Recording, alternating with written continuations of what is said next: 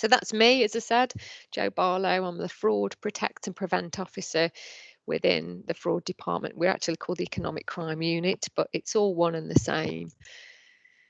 So there we go. What's fraud? There is a legal definition of this, and as officers, we're made to recite this at great lengths. The actual legal definition is dishonestly makes a false representation and intends by making the representation to make a gain for himself or another, or to cause loss to another, or to expose another to a risk of loss. But it is just, as it says there on the screen, it's theft by lying. The reports come to us via Action Fraud, via an organisation called CFAS, which is the Credit Industry Fraud Avoidance System, and the UK finance authorities. Fraud is prevalent, and fraud works because it uses trust and urgency. Fraudsters are using highly effective communication skills to elicit quick emotional reactions from victims, and this can cause a sense of urgency and exploit the trust in authority figures. And I'll explain just in the next coming slide just some of the things that they do. So hopefully everybody can see that slide. So these figures are from the NFIB Fraud and Cybercrime Dashboard. It's sort of a central place where they collate all figures related to fraud and cyber. And it says there, 3.9 billion losses reported to the police in the UK. That actually equated to 345,228 reports of fraud. And in Northamptonshire alone, there was a 19 million loss, and that equated to 4,110 reports made to the police. 90, there's some figures here basically that the split is 51% female, 94% male. Fraud doesn't know any gender. They're faceless, quite often faceless criminals. They don't care who their victim is. So it's split 50-50. It says there volume, that's the highest number of frauds reported affect people aged between 20 to 39 years of age. And the ones that we're seeing the most financial loss is those aged between 50 to 69 years old. There's a couple more statistics that I'd like to just share with you. One is that in 63% of fraud incidents, there's been no physical contact between the victim and the offender.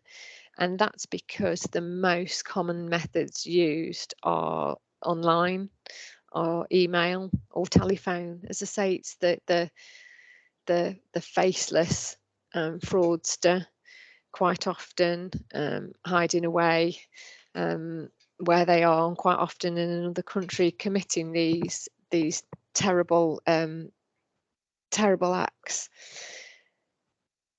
So here we've got high harm threats, and I said that I go out and visit victims of high harm fraud.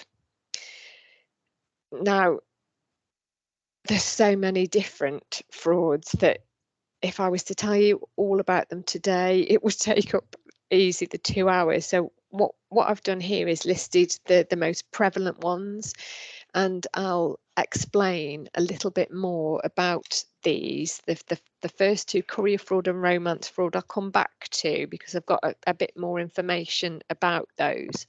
The third one down is payment diversion fraud.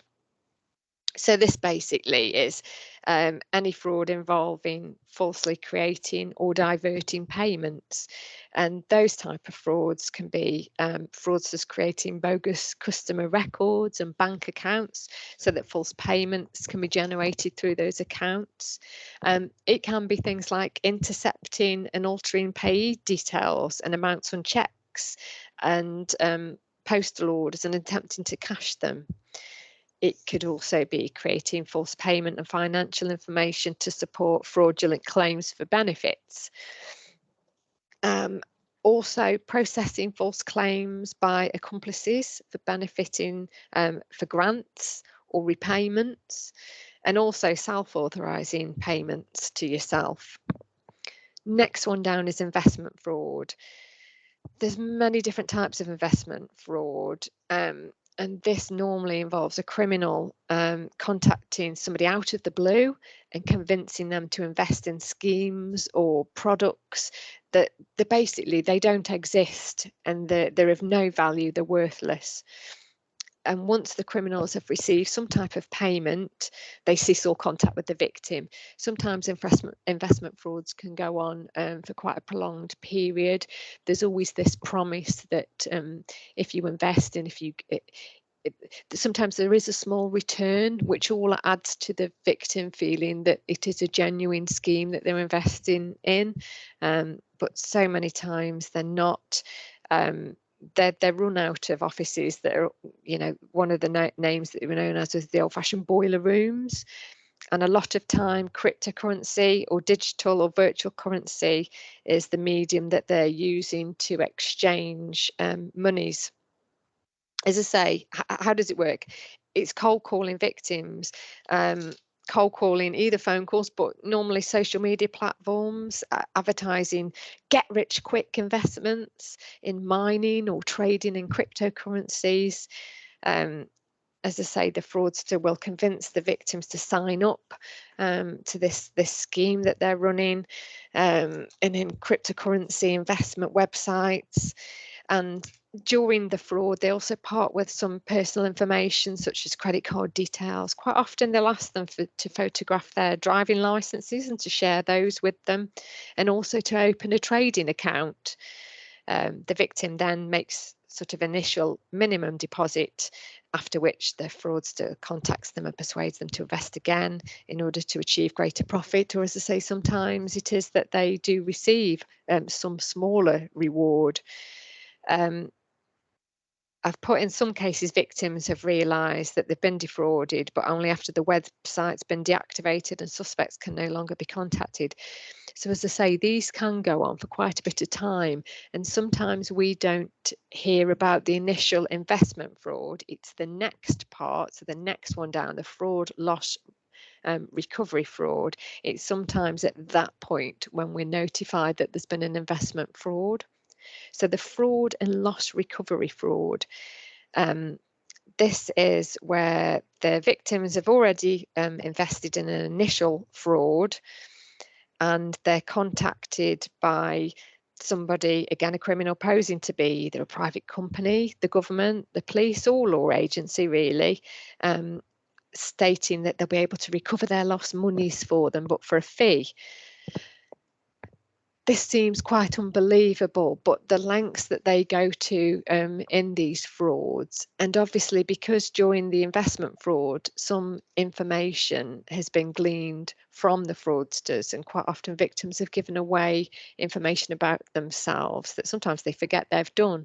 In the fraud and the recovery fraud element, these are brought up again, and again this makes it look more convincing that this recovery company do know a bit about the previous fraud and they can help them because they've seen their shares moving about, and it all adds to the second fraud. And as I say, that's the point a lot of the time where we get called up, because we're talking about hundreds of thousands of pounds at this point that have been lost.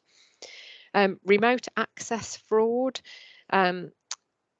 Remote access, it is legitimate and it's really useful software. So here in Northamptonshire Police, our IT department use it. If there's ever anything wrong with my computer, I fill in a form, they'll ring me back and they'll remotely take over my computer screen. Perhaps yourselves and the adult safeguarding use this as well. Fraudsters use it whenever there's something really clever technically. Fraudsters have already jumped on it and they're already over it. So it's about a remote access fraud often begins with a pop-up browser saying that computer's been infected by a virus. I've had those. One year I'd got Norton virus protection, and then the other year I'd got another one. I have to write it down in my diary because from one year to the next, I can't remember who I'm subscribed to. But quite often, I'll get these pop-ups come up that you're not, and there's a virus detected. You're not covered. Please click this link, and it's literally sometimes just as easy as doing that. That clicking on links and making payments, but unbeknownst to you that you're making payments to criminals. So as I say, this pop-up browser comes up that the computer's infected with a virus.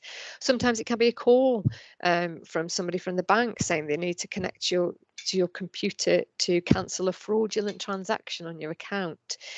Regardless of what you're being told, the fraudsters sort of what they aim to do is to steal your money and access your financial details. Quite often I go round to visit people that don't realise they've had remote access apps added to phones and laptops. And I've got a screen a little bit later on which I'll come to, which will show you what these look like. The last one up there, sorry, card payment fraud. This is any frauds linked to card and online bank accounts that involves the compromise of your personal information from credit, debit, or store cards, if you think your Boots, your Nectar, all of those. Fraudsters might use that information to purchase things in your name, or can sometimes obtain unauthorized funds from an account. It also includes the card not present fraud, so online card fraud or over the phone or mail order, and counterfeit card fraud. And I've also just added in as well advanced fee fraud, and this is when fraudsters target victims to make an advance or upfront payment for goods or services, and again those services or goods never materialize. So I'm just about to play you a little clip if my slides work again. So with frauds and what I've just described to you, you might think that'll never catch me out. So this little short clip here, it just shows how easy it can be to divulge information to someone who is cold calling and panicking them into thinking there's something that you need to deal with right there, right now.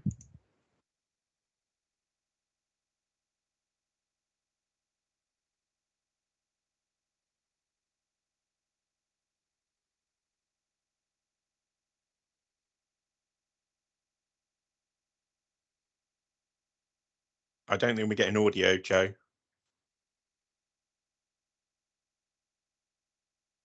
Okay, I have clicked audio on share. Let's try it again. Let me go back to the beginning. Can you hear that now? Not yet. I can always just share the video and then return to you if need be. So I can just try that. Yeah, it is clicked for audio.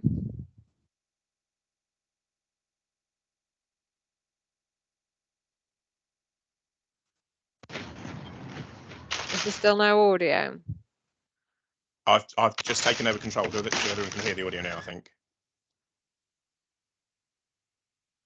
Hopefully. Hi, Mrs. Walker? Yes. Hi, Mrs. Walker. I'm from your bank.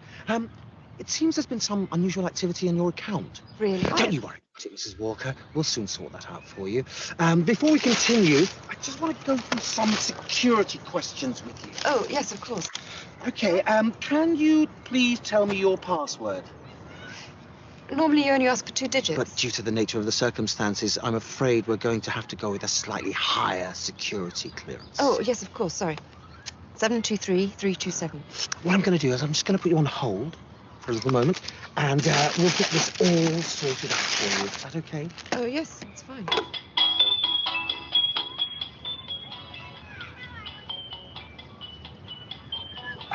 Right. Hello, Mrs. Walker? Yes? That's all sorted out for you. You have a good day, Mrs. Walker. Actually, can I just ask you...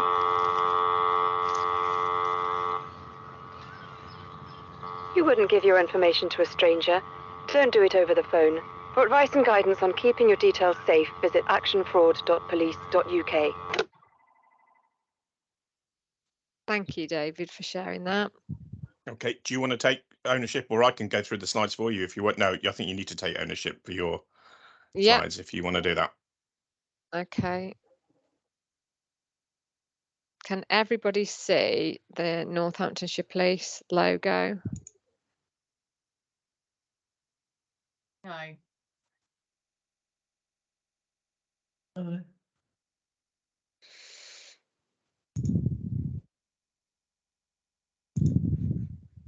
Bear with me.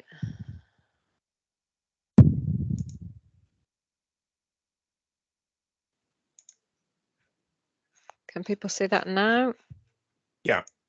Lovely.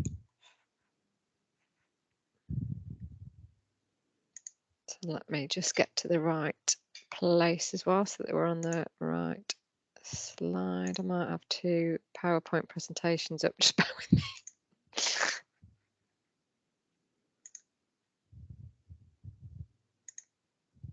Okay. So, advice for anybody or for, as I say, service users with regards to this. The number is, if it's an emergency and something's happening live, we always say to ring 999, but non-emergency is the 101 number. The message that we give out to people around this, there's a national campaign and it's called Take 5, which talks about steps that can be taken. We have taken that to be the 5, as in take 5 minutes.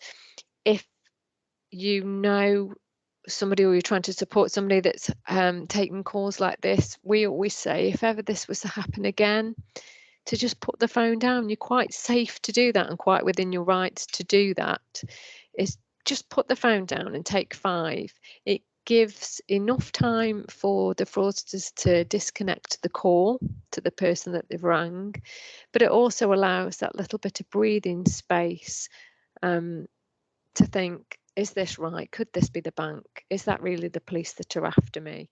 Just time to put the kettle on and have a drink, or a cold drink out of the fridge, whatever it may be, but just taking just 5 minutes time out, and sometimes that can be all the difference. The Take 5, as I say, the national campaign, their advice is to stop, take a moment to stop and think before parting with your money or information. Pop the kettle on and make a cuppa. The next phase is challenge.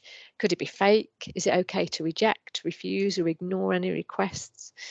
And only criminals will try to rush you. No police officer, nobody from the bank, nobody from any legitimate organisation would ever rush you on the phone for something that's really important. And it says protect, contact your bank immediately if you think you've fallen for a scam, or report it on Action Fraud. The number for the bank is on the back of the card or on a bank letter or on the internet. I'll be talking in a minute about some of the things we say to ring those numbers, but we are fully aware that sometimes fraudsters, when they're calling people, the number does show as if it is the genuine number from the bank, because of the means and how they do this. As I say, 101, you could either put the phone down yourself or ask somebody else to ring 101 on your behalf, or use a different phone to ring it. And if it is from somebody that has said they're an officer, you can ask our switchboard to verify this. So the call will normally come through to the control room, and you can ask, did PC Barlow ring on this day working from this department? They'll type it in the directory and they can confirm really easily if that's the case.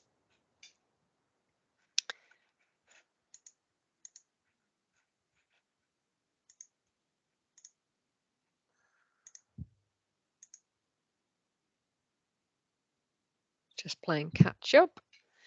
So telephone fraud. So this can come in a number of guises. We've got phishing, smishing, vishing, and quishing. Phishing, that's the fake emails or links as bait to lure you into clicking on the links within the scam email or a text message. And it's about you giving away sensitive information, such as your banking details. these can look like the real thing, but they're malicious. So if you think back to COVID-19 messages, where you might have got a message saying you can have a free test, but you need to click for postage. Within that message, there would have been a link for you to click onto a payment system, and this is where they catch you out. My mum had her renewal for her DVLA for a driving license come through the post, and in the genuine letter it did say about go on the gov.uk website. My mum forgot that. She's in her late 70s. She went onto Google search, she typed up the DVLA, and one of the top searches that came back wasn't the .gov.uk one, and it was one of these companies that charge for renewing your driver's license. The government don't do things like that, but it's just showing you how fast these scams are, and that anybody, regardless of your age, can click on things on the internet not knowing, and you're taken through to something that isn't right. You can forward any suspicious text messages to 7726, which is free of charge, and any suspicious emails you can forward those to report@phishing.gov.uk. I think there is a slide, but I can add them in at the end.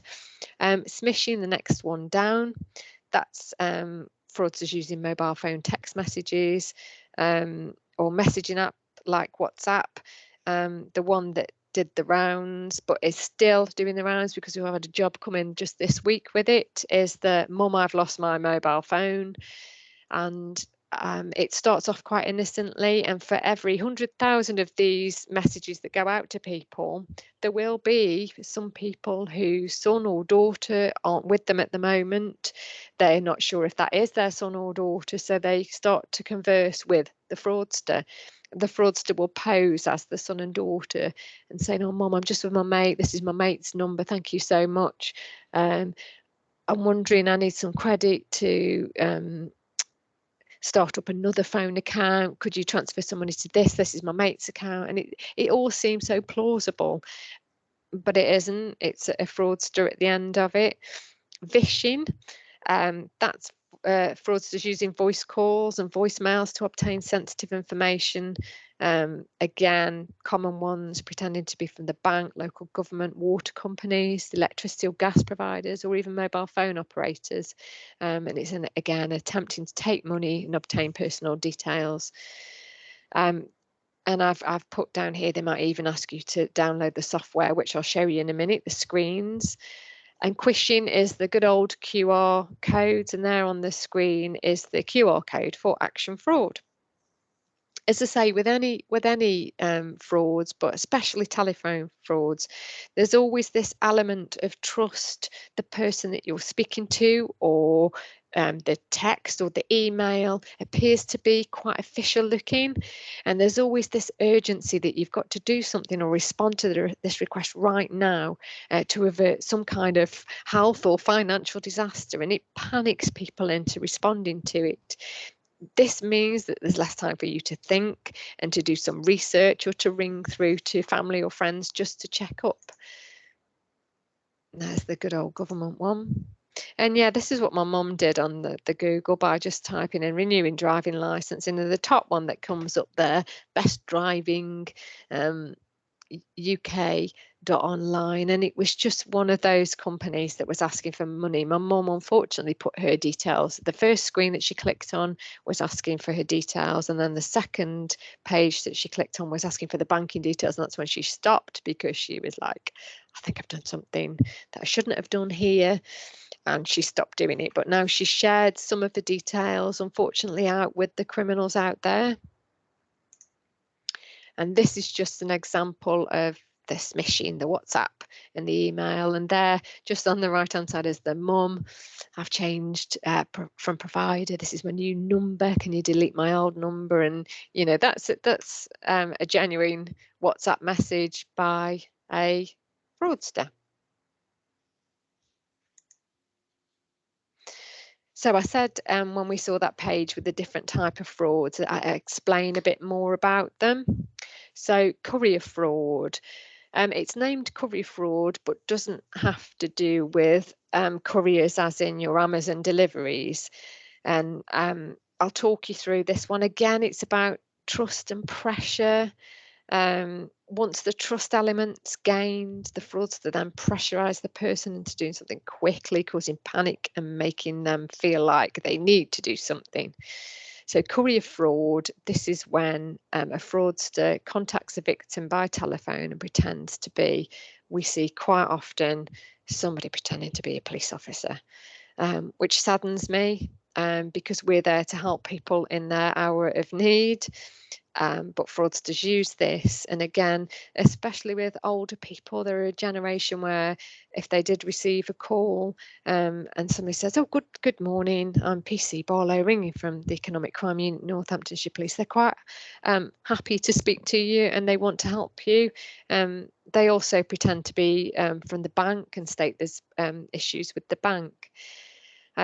A common one that we see is this one, as I say, that they pretend they're a police officer or from the National Crime Agency, and they'll say, "Oh, good morning, thank you so much for answering your phone. I hope you're okay. There's no need to panic at all. We've got a problem with your bank accounts. What's happened, you see, we've arrested 2 people that have come into custody for fraud.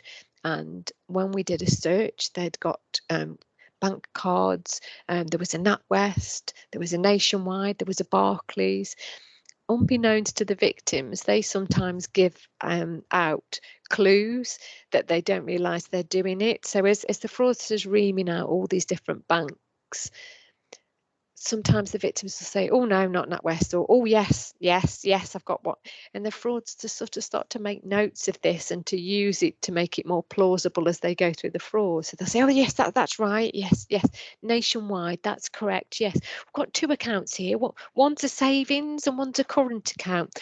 Well, what we think is happening here is that somebody in the bank is involved in the fraud, and there's some counterfeit money in circulation. So you'd be able to help us. Is that okay? You're okay to help us? And of course they oblige because they think it's a police officer. And in a recent one that I went out to, the fraudster even said to this elderly chap in his 80s that, "Do you want us to get an ambulance? That's fine. We'll put the phone down if you like, and you can ring for an ambulance, or we can get an ambulance there to you. Are you okay? I don't mean to panic you or shock you." And again, it's this whole building this picture that it's a genuine person, that you're safe talking to them. If they were to hang up the phone, as they were alluding to in that conversation, they won't. They will just play the dialing tone down the phone so that the person thinks that they've hung up the call. And then when they dial 999, if they were going to ring an ambulance, all it would be is our Mr. Fraudster back on the phone, or perhaps another voice pretending to be, on answering the 999 call and getting an ambulance to them. It never happens, but it's all just part of this trusting. So yes, I'll go back to the narrative around it. So yes, we've got this, the banker involved in this counterfeit money. One way that you could help her, so are you able to get to a bank today? Well, in the case of my 80-year-old, he'd been to the bank that morning. So we said, "Oh no, I've already been to the bank today." And they said, "Okay, that's fine. What about into the cash point? Would you be able to go to the cash point for us?" And this chap was trying to stall because he kind of knew something was wrong, but rather than put the phone down, his words were, I didn't want to be rude to them. And we find that quite often, that people don't want to be rude to somebody they've answered the phone to. Please be rude, please put the phone down to them. This fraudster said, "Oh, that's a shame. You've been to the bank. Well, do you want us to send a taxi? If you don't want to drive today, we can send a taxi." And every time this poor chap was coming up with something that he thought, "Oh, it'll give me just a few minutes breathing space," the fraudster was back on the case again and throwing more things at him. And he asked him to withdraw the money. Now, what happens with the courier fraud? There's a couple of things that can happen. The fraudster can either ask, as it says on the screen, they'll ask for the PIN to the card, and they can ask the person to pop the card in an envelope, leave it in a bush on the front garden, and somebody will come and pick it up. Or sometimes they'll ask them to go to the bank, withdraw an amount of money, something like £2,000, pop that in an envelope, and we can either meet you at the bank, we'll send somebody to the bank to you, or if you just pop home, again, pop it in an envelope and somebody will ring your front door and they'll come and collect the money. Okay. They'll say things like, and there'll be a special code. So when this person knocks at your door, if you tell them their code is blue light, that's it, yeah, blue light. If you tell them blue light when they answer the door, or they'll say the word blue light to you, it all adds to this. It seems genuine. Sadly, after this first amount that's gone out, there is something called a banking protocol where banks are they can question the customer in front of them if they think that this is out of the blue, this transaction. They can sit the customer down and ask them a list of questions. They can also, if they think that this isn't correct, ring the police and ask us to attend. And sometimes we pick up courier frauds from doing that, from attending the banks and seeing the poor victim there saying that, you know, I'm withdrawing this, it's for my granddaughter, or because as part of the fraudster tells them, oh, you might get challenged in the bank if they ask you if it's such a large amount that you're withdrawing. So if they ask, say it's for your grandson for a car, or your son for a car, or that you're doing a bit of maintenance around the house, and that should pacify them. And sadly, sometimes it does with banks. They allow this type of spending to go on, but sometimes we get called into the branch, and sometimes it takes quite a bit of convincing with the customer that no, this is a scam. Sometimes, sadly, it goes through the bank. The banks aren't too concerned because perhaps they've seen another £2,000 come out of an account a week before, so it doesn't look suspicious to them. They allow the customer to withdraw that money. Fraudster comes, collects the money off the courier, cycles on his moped, or they get into a taxi and off they go. And then the following day, the same scam occurs again. The victim will have a phone call again saying, thank you so much for your help yesterday. It really worked, and we've got those two charged. But the people in the bank, we still think it's going on, and they go through the same story again, and we often find that elderly people are going out a second time to the bank, they're drawing out more money, and it's happened again. One thing that we notice when we do go out to see people that are victim of courier fraud, there's been another fraud that happened which they think was unrelated and can be quite a distant memory to them. I'll often say, has there been anything, untoward, anything suspicious, anything? And they'll say no. And then when you do a bit more digging, they'll say, oh, about 12 months ago, I got an email or a text message, and there was something there about I had to pay for postage for the parcel, and I clicked on it. That's normally where the fraudsters obtain loads of information about this victim, and they sit on it and wait and contact the victim much later down the line when all that's forgotten. So there's been something that's led up to the courier fraud happening. Protect yourself. The advice around here is the bank and police will never call and ask you to verify your personal details or to give over a PIN number. And definitely banks or the police will never offer to pick up a card by a courier or cash by a courier. And our advice is just to hang up if you get a call like this. If you need to call your bank back to check, as I say, wait 5 minutes. Fraudsters may stay on the line after you hang up. As I say, it can disconnect quite quickly. And alternatively, use a different line to call the bank. Your debit or credit card's yours. Don't ever let a stranger take it off you. You should only ever hand it in to your bank if it's cancelled, or you can destroy it yourself if you've got a shredder at home, or the good old scissors and cut it up that way. spotting the signs. Somebody claiming to be from your bank or local police force calls you to tell you fraudulent activity, but is asking you for personal information and your PIN to verify who you are. They're offering to call you back so that you can make sure it's genuine. But when you try to return the call, there's no dial tone, or there's a dial tone because it's a recorded one. They try to offer you peace of mind by having somebody pick up the card to save you the trouble of going to the bank or to the local police station. It just generally sad, and people are losing thousands and thousands of pounds through this. It breaks my heart because people obviously the narrative and the things that they're saying to us is, I feel so foolish, I feel so daft, I shouldn't have let it happen. And there's that real sense that they feel like they've enabled this to happen. And I'll say to them, but if you'd have been burgled, would we be sitting here now and you telling me I've allowed somebody to come into my house, I've allowed them to steal from me?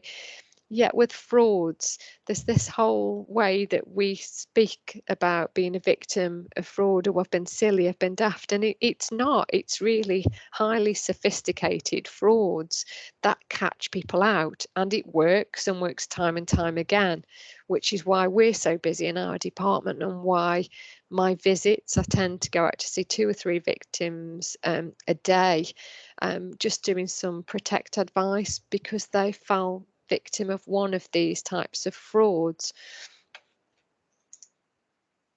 Also, just saying, Joe, I think you've touched upon that criminals pretend to be banks or police will often say move your money into a safe account, and clearly there is no such thing as a safe account. All accounts are safe. If there's an issue, the bank will already protect the money, so there's nothing that you have to ever do. So Yeah, just to be aware of that. no, thanks, David. That's really, this is what happens. I did say at the beginning, didn't I? I wasn't a presenter, and sometimes I forget in the flow of things. I'm quite animated at the moment. My hands are going everywhere. But yeah, that is right. There's never a trusted or a safe account for you to transfer money to at all. I'm now going to show you a small video. David, you might have to show this then again. Okay, we'll give it a go. Your side first. I think what's happening, let me press play.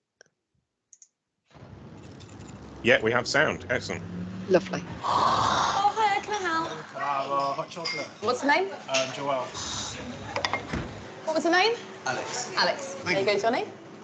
If you like our Facebook page, we give you a free hot drink and a free pastry. We have a new like for Damien. We have a new like for Damien. Hey, Carly, are you standing by? Standing by. Hi there, can I help? Yeah, I just liked your Facebook page. Okay, I'll search Facebook I'm now. searching Google. Have a phone number. I've got his email address. Okay, Carly, are you ready? For information on Damien. Yep, I am. Mother's maiden name is he banks with Carly, this is the girl coming in now with the blue scarf. What's her name? Nicholas. Nicola. His date of birth, 7th May. She lives at 38A. Just be a couple of seconds. 2 children at age 4 and 6. Previous address. She's got the postcode. Yep, got it. Thank you. Damien, age 26 and a fitness instructor. How do you know when that? Brody goes to UCL. Martin went to South Thames College. Assistant psychologist at Great Ormond Street. I don't even understand. Oh, pardon? You know I'm a Christian as well. Oh, yeah, we know everything about you, Martin. Thank you. Nice to meet you, Anna from Russia.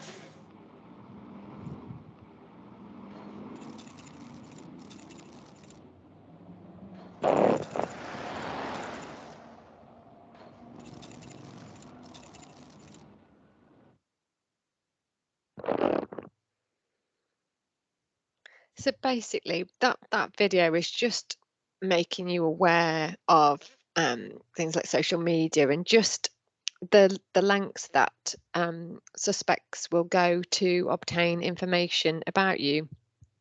Again, both David and myself will go out to jobs where social media has been instrumental in fraudsters obtaining this information. Some people have public settings and things like mobile phone, email, and sometimes think about the type of security questions that genuine organisations use. Sometimes if you forgot your password, sometimes some of the backup questions are, which school did you go to? Well, if you've put that on Facebook, the fraudsters are going to know that as well. So it's just about being mindful about what information you're actually putting on social media that's out there. The good old-fashioned phone book that used to get delivered through your front door when I was little, used to get the yellow pages and the phone book would arrive once or twice a year.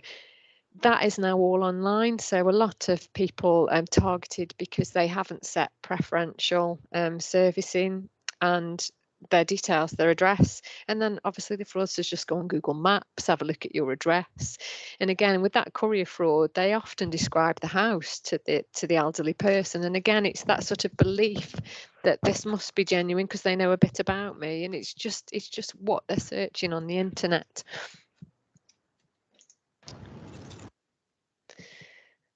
Oh, the next one. This is quite sad. This is the whole romance fraud for the person, not the profile. It seems again unbelievable, and as we all sit in the comfort of our chairs at home watching people, you know, there's been so many documentaries about this on the telly, and I know that Gloria Hunniford and there's some of the daytime presenters have done programs about this. But romance fraud is rife, and we're going out to this a lot as well. Not just elderly people, people with learning disabilities. It's targeting vulnerable people that aren't particularly going out to meet people physically. They're meeting via the internet. It can be through Facebook. It can be through genuine dating websites. It can also be through gaming platforms. And it seems all legit in the beginning. We find that details of people are stolen from the internet. So one of the ones that does its rounds is there's a colonel in America, can't think of his name off the top of my head, but his details, he's all over Google. So if you were to search in, this chap comes up as a genuine military person in the US with various photos of him. And criminals will use things like that. They will steal somebody's identification to pose as that person, and they will chat to them on whichever platform they met the person at. It'll be a while before they ask them to transfer over to WhatsApp or a different, or just genuine just texting. Some of the sort of signs to look out for is if there is a lot of jumping around with phone numbers. We find that quite often the WhatsApp messages, they'll start communicating on a platform, they'll move to WhatsApp, they'll communicate for about a month on that WhatsApp, and then they'll swap the phone number again, and the messages, you know, will be, you know, babe, I've changed my number, I'm on this one now. All it is it's just different fraudsters getting involved to make this fraud last longer. But they prey on people's vulnerability. So if you think this person doesn't get out, or they might not have family, they're receiving a text message every morning when they wake up with the kind of things like, good morning, gorgeous, how are you today? Have you taken your tablets today? Or what are you planning today? Is anybody visiting you today? And people will often say to us that, you know, those that have got family, my own family only messaging me once a week. I don't hear often from one week to the next. Yet this person, they really care about me. They ask about me. They ask about my family. They're genuinely interested in me, and you know, they love me. It's grooming, just the same as adults unfortunately groom children. Adults groom adults, just the same. It's the same thing. It's this lulling somebody into this sense of security that the person that they've met is genuine, and is again the colonel in America. They'll pretend to be all types of people, police officers again. They like using people of status because again it could add to the legitimacy of it. Sometimes for the ladies, the men will state they work on oil rigs and that they're they've got inheritance coming their way, or that their money's tied up in an oil rig, or that they're a CEO of a company and they have gold, and that they, you know, when they get married, they'll be able to share this wealth. And at this point, there's again no you know, there's no transfer of money. This is just conversations going backwards and forward, and then slowly it starts to creep in with the, oh, I just need a bit of credit for my mobile phone. Would you be able to top it up by £10? And £10 in the grand scheme of things, when you've been talking to somebody for 3 months, doesn't seem a lot. So again, people oblige and think, oh well, that, you know, I can carry on talking to them. It aids this communication. I'll do that. And then from there, it ends up, can you get me a gift card? A gift card is just that. I don't know if you see when you go into the supermarkets, but they're in other places as well. The gift cards at the end of the counter. So you've got your Google Play, Xbox, all your different eateries, and this is just finance to a criminal. They'll ask the person, can you get me, you know, a Google Play card, or can you get me this or that? They'll ask the victim to scratch off the little silver, just like the scratch card, the little silver box, scratch that off, and can you give me the code? And then there we go. They send it to the fraudster, and there's a financial gain from that.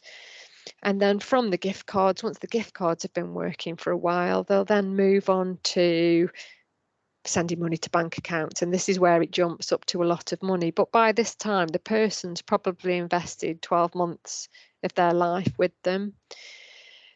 At the point where we come in to try to intercept this, it's normally not rang through by the person or a next of kin, because the person that this has happened to has kept it very secret from any of their friends, any of their family, for fear of, you know, if they are an elderly person, if my family find out that I've now blown their inheritance, they will stick me in a home. Who's going to look after me? I've got no money. I'm about to lose my house. All the worries of the world weigh down on this person, and the last thing they want to do is report it to somebody to make it known.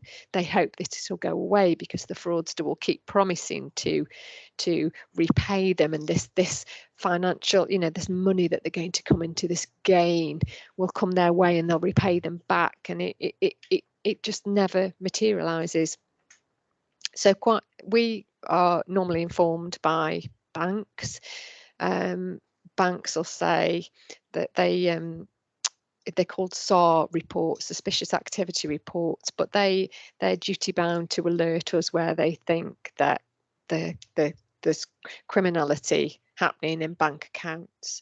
So often we'll go around there and very delicately trying to speak to somebody about things. We know, we're aware of what's just happened because we can see the transfer of money in the accounts, but it's being delicate with these people who are not yet ready to admit what's happened. And sadly, it can be, you know, up to my second, third, or even in one case it was my the police, not my fourth visit, but the police officers from our team had been for a fourth time to tell this chap that this was a scam, and he just wasn't having any of it.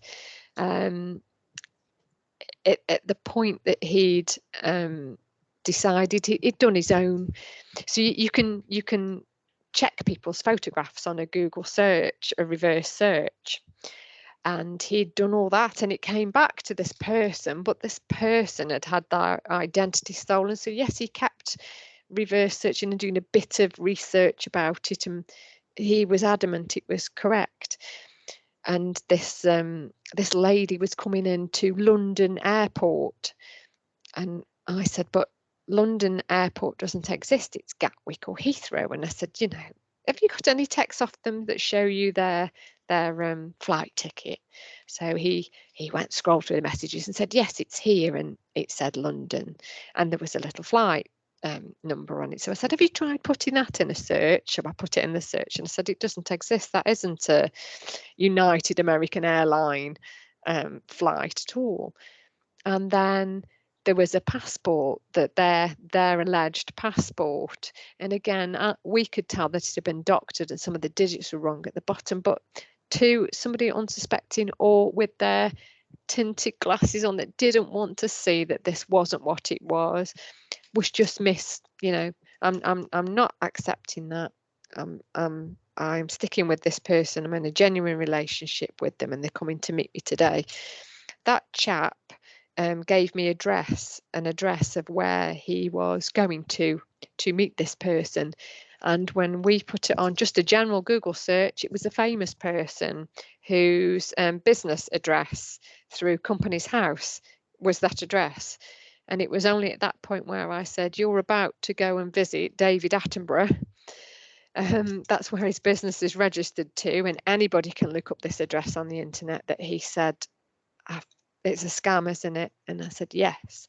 And at that point, he broke down and he said, for 18 months, I've believed heart and soul in this person that I've been communicating with, that I believed, and I've put time and effort into this relationship, and it's a scam. And I go in and just, you know, drop a bomb in that person's life and then walk away. Obviously, I do safeguarding to make sure they're okay, and I'm with them a good while as they come to terms with this. But it's absolutely devastating. And a lot of people, they will say, it's not the money. I'm not really bothered about the money. I can't take it with me when I go. It's just the fact that I've wasted all this time and lost this time and effort being in a relationship with somebody who doesn't exist, or they do, but they're a fraudster. And it's heartbreaking. It really is. As I say, vulnerable. Another example of vulnerable young adult with learning disabilities. He goes to various clubs, but he finds it difficult to find partnership. So he started to follow a pop star, Avril Lavigne, on Facebook.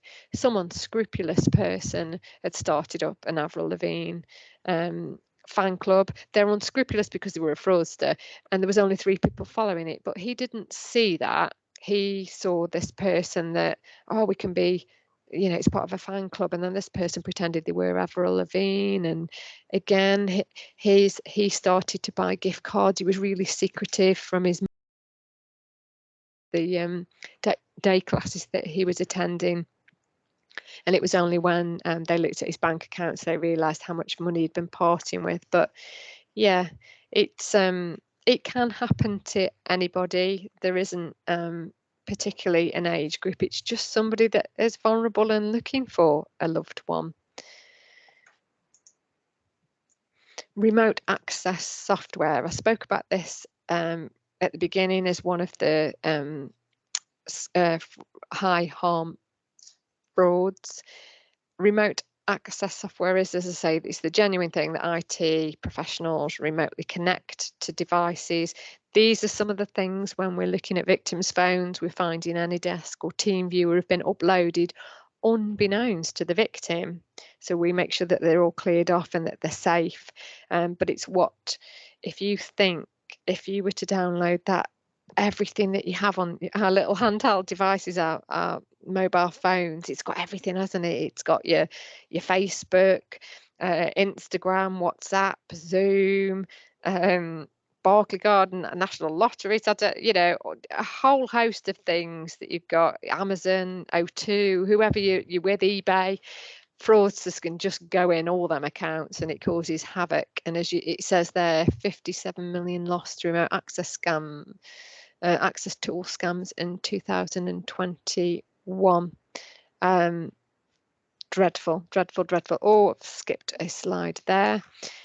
This is just a reminder that genuine organisations will never ask for any of those things.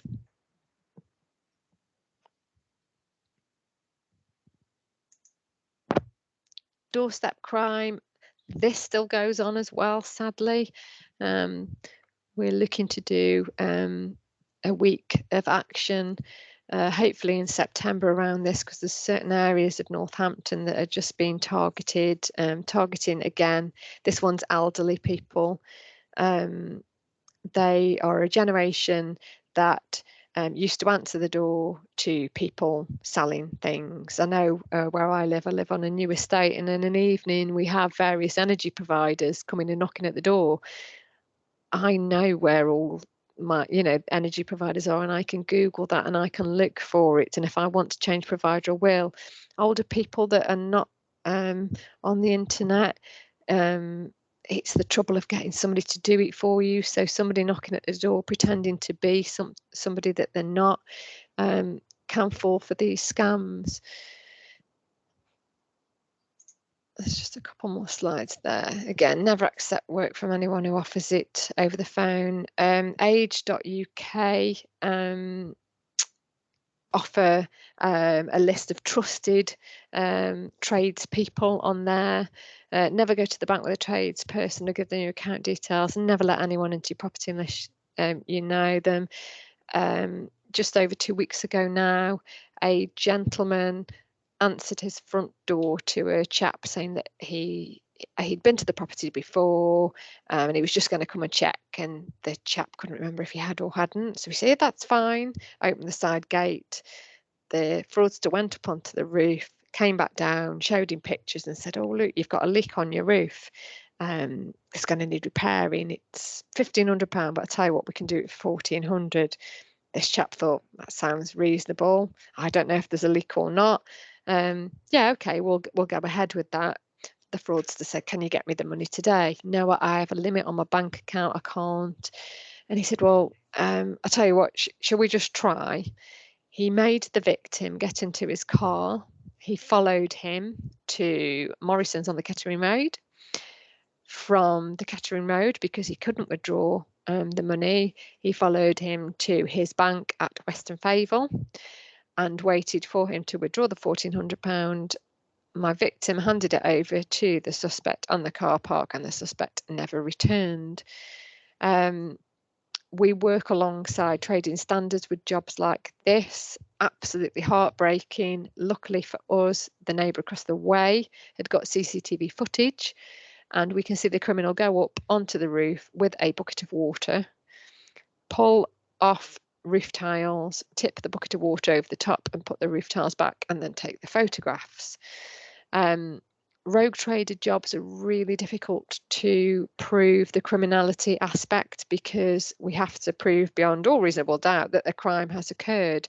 And a lot of the time with older properties, we can't say for sure there was ever damage up there beforehand, and tradespeople will always argue in interview that that was a fair quote for my repair to whatever I've done, and it's very difficult to prove the criminal element. So we work with trading standards in that their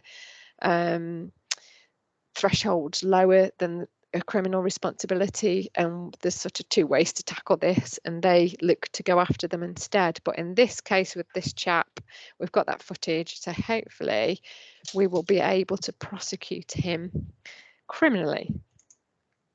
Action fraud, that's the number for them.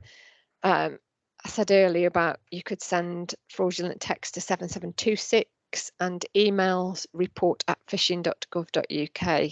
I use that email one regularly. Somewhere along the line, my details have been breached. A genuine organisation somewhere that I've shared my email with has clearly been hacked, and I am currently in the process of moving house, and I am getting inundated with fraudulent emails pertaining to be either estate agents or solicitors. And it's easy. If I'm not on the ball and I'm not watching closely enough, I could quite easily click one of them, because if I think of the type of things they've been asking me to send, copies of bank statements, copies of my 3 wage slips, my P60, credit cards, council tax bills, there's so much that if I'm not careful, I could have disclosed that accidentally to the wrong people. It's so easily done. I said that a lot of the frauds are enabled via telephones. All these here displayed on the screen offer free call blockers. They just don't let you know that. So if you've got a landline at home and you haven't got a call blocker set up, you can ring them and ask for them to put one on for you. Basically, what those providers will do is it tends to be an automated, the equivalent of like an answer phone kicks in from that provider. Welcome to TalkTalk PlusNet. Sky, this call has been screened. That we will try to connect you. Please state your name, and they'll ask you to press hash, and then you say your name. It's brilliant because it's a line of defence and stops a fraudulent call getting through. It doesn't stop all of them, unfortunately. If fraudsters are that determined to get through to you because they know some information about you, they will still announce, I'm PC Barlow from the Economic Crime Unit, Northamptonshire Police. You will pick the person, or you will pick up that message on your phone and think, oh, it's the police, I'll speak to them, and take that call. The this one on the right, the Truecaller call blocker, is like the gold standard of call blockers. We purchased an amount from Truecaller, and we give them out to our high harm victims of fraud. But basically, this blocks everything. It blocks your silent calls, it blocks all voice calls, because you set it up that you only allow trusted numbers. So the next of kin, we go onto the internet, set up a Truecaller account for the victim, add all the numbers of trusted people that they want to speak to. It can be doctors' surgeries, it can be the NHS. I often email GP surgeries, pharmacies, hospitals to update them, to let them know that there's a Truecaller call blocker in situ, and that there's a special 2-digit code they need to enter to get through to call it. All those other ones that we've added as trusted callers, they won't know any different. They'll just ring that person's number and it'll go straight through to anybody that isn't added as a trusted caller. When they ring a phone with a Truecaller call blocker on, they'll get a voicemail saying, this call has been screened by Truecaller, please hang up unless you know the digit. And for a fraudster to try and work out what that 2-digit call is, it won't happen, and the calls never get through. It's a fantastic piece of kit. I wish we could give those out to every vulnerable person.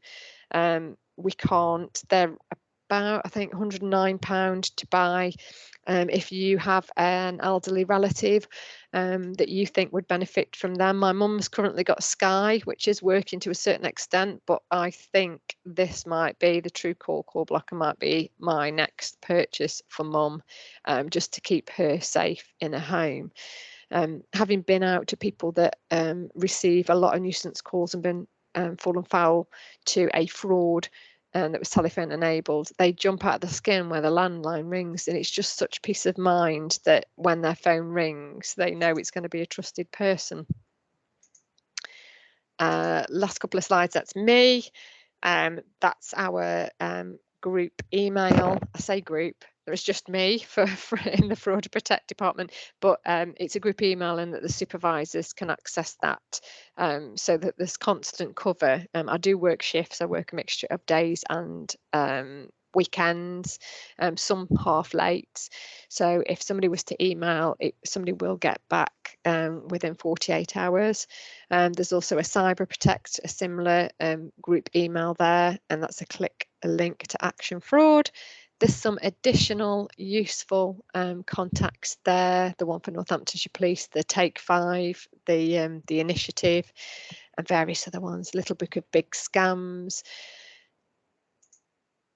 And then that's the final a reminder from Northampton Safeguarding Adults Board.